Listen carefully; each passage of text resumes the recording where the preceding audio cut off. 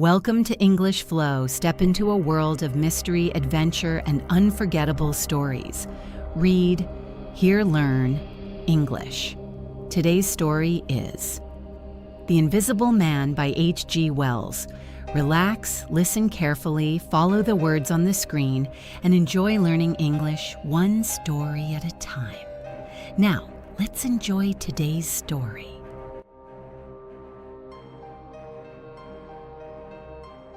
Chapter 3. The 1001 Bottles. So it was that on the 29th day of February, at the beginning of the thaw, this singular person fell out of infinity into Iping village. Next day his luggage arrived through the slush, and very remarkable luggage it was. There were a couple of trunks indeed, such as a rational man might need, but in addition there were a box of books, big, fat books, of which some were just in an incomprehensible handwriting, and a dozen or more crates, boxes, and cases, containing objects packed in straw, as it seemed to Hall, tugging with a casual curiosity at the straw glass bottles. The stranger, muffled in hat, coat, gloves, and wrapper, came out impatiently to meet Fearenside's cart, while Hall was having a word or so of gossip preparatory to helping bring them in. Out he came, not noticing Fearenside's dog, who was sniffing in a dilettante spirit at Hall's legs. "Come along with those boxes," he said. "I've been waiting long enough." And he came down the steps towards the tail of the cart as if to lay hands on the smaller crate. No sooner had Fearenside's dog caught sight of him, however, than it began to bristle and growl savagely, and when he rushed down the steps it gave an undecided hop, and then sprang straight at his hand. "Whup!" cried Hall, jumping back, for he was no hero with dogs, and Fearenside howled, "Lie down," and snatched his whip. They saw the dog's teeth had slipped the hand, heard a kick, saw the dog execute a flanking jump and get home on the stranger's leg, and heard the rip of his trousering. Then the finer end of Fearenside's whip reached his property, and the dog, yelping with dismay, retreated under the wheels of the wagon. It was all the business of a swift half-minute. No one spoke, everyone shouted. The stranger glanced swiftly at his torn glove and at his leg, made as if he would stoop to the latter, then turned and rushed swiftly up the steps into the inn. They heard him go headlong across the passage and up the uncarpeted stairs to his bedroom. "You brute, you," said Fearenside, climbing off the wagon with his whip in his hand, while the dog watched him through the wheel. "Come here," said Fearenside, "you'd better." Hall had stood gaping. "He was bit," said Hall. "I'd better go and see to N," and he trotted after the stranger. He met Mrs. Hall in the passage. "Carrier's darg," he said, "bit N." He went straight upstairs, and the stranger's door being ajar, he pushed it open and was entering without any ceremony, being of a naturally sympathetic turn of mind. The blind was down and the room dim. He caught a glimpse of a most singular thing, what seemed a handless arm waving towards him, and a face of three huge indeterminate spots on white, very like the face of a pale pansy. Then he was struck violently in the chest, hurled back, and the door slammed in his face and locked. It was so rapid that it gave him no time to observe. A waving of indecipherable shapes, a blow, and a concussion. There he stood on the dark little landing, wondering what it might be that he had seen. A couple of minutes after, he rejoined the little group that had formed outside the coach and horses.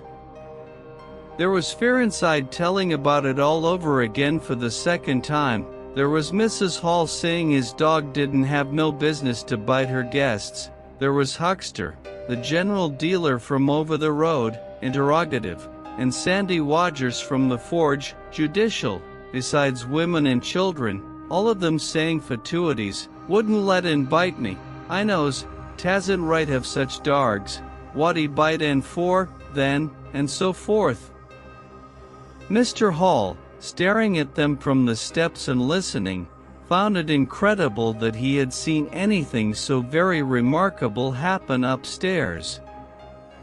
Besides, his vocabulary was altogether too limited to express his impressions. "He don't want no help, he says," he said in answer to his wife's inquiry. "We'd better be a-talking of his luggage in. He ought to have it cauterized at once," said Mr. Huckster, "especially if it's at all inflamed." "I'd shoot in, that's what I'd do," said a lady in the group. Suddenly the dog began growling again. "Come along," cried an angry voice in the doorway, and there stood the muffled stranger with his collar turned up, and his hat brim bent down. "The sooner you get those things in the better I'll be pleased." It is stated by an anonymous bystander that his trousers and gloves had been changed. "Was you hurt, sir?" said Fearinside. "I'm rare sorry the darg." "Not a bit," said the stranger. "Never broke the skin. Hurry up with those things." He then swore to himself, so Mr. Hall asserts. Directly the first crate was, in accordance with his directions, carried into the parlor, the stranger flung himself upon it with extraordinary eagerness, and began to unpack it, scattering the straw with an utter disregard of Mrs. Hall's carpet.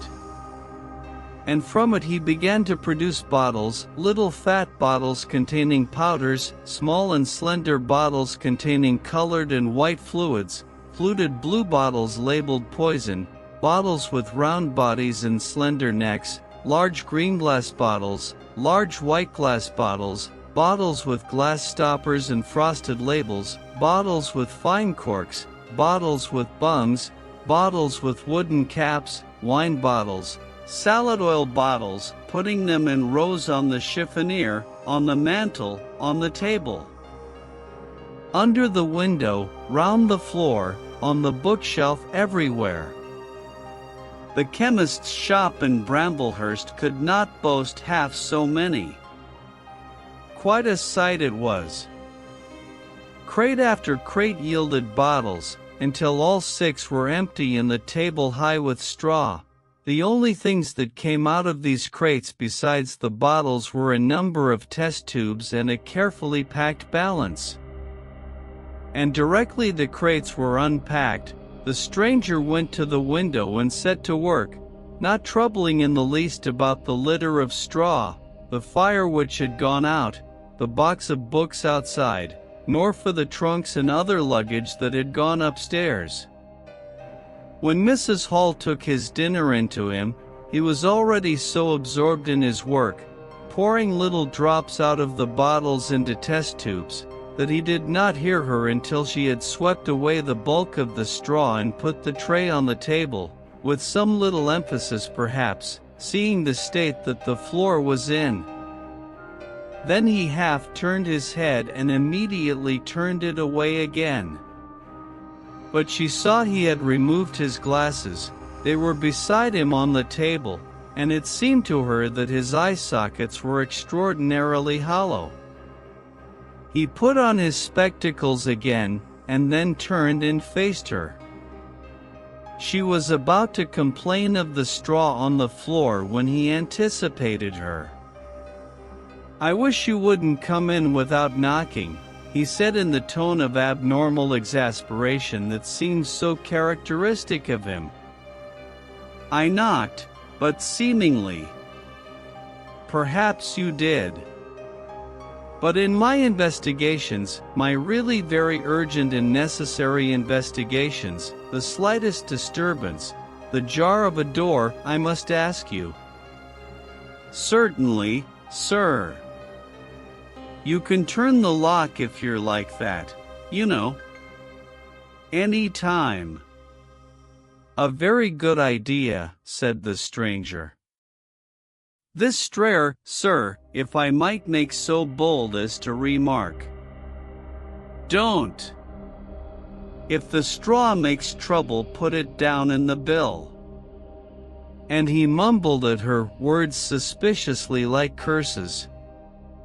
He was so odd, standing there, so aggressive and explosive, bottle in one hand and test tube in the other, that Mrs. Hall was quite alarmed.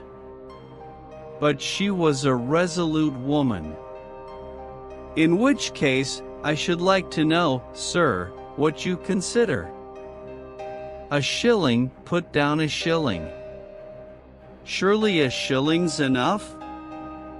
"So be it," said Mrs. Hall, taking up the tablecloth and beginning to spread it over the table. "If you're satisfied, of course."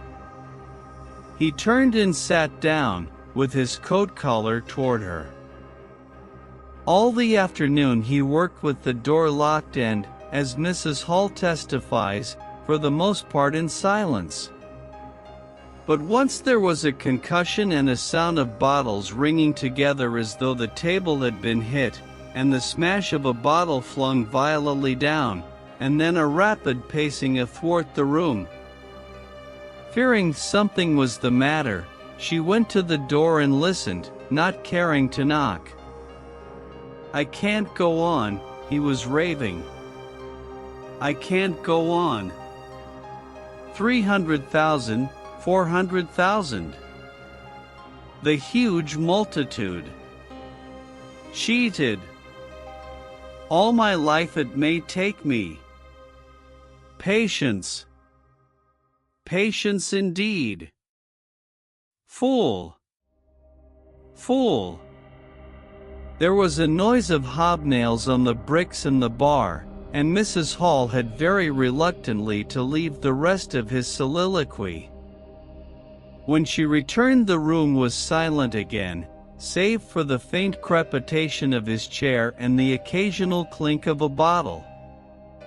It was all over. The stranger had resumed work.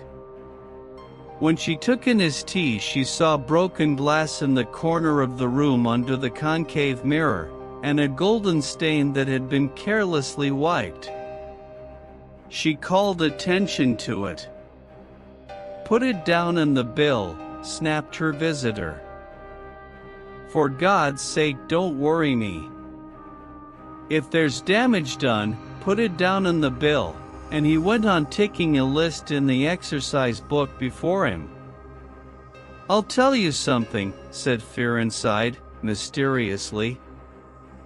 It was late in the afternoon, and they were in the little beer shop of Iping Hanger. "Well," said Teddy Henfry, "this chap you're speaking of, what my dog bit. Well, he's black. Leastways, his legs are. I seed through the tear of his trousers and the tear of his glove. You'd have expected a sort of pinky to show, wouldn't you? Well, there wasn't none.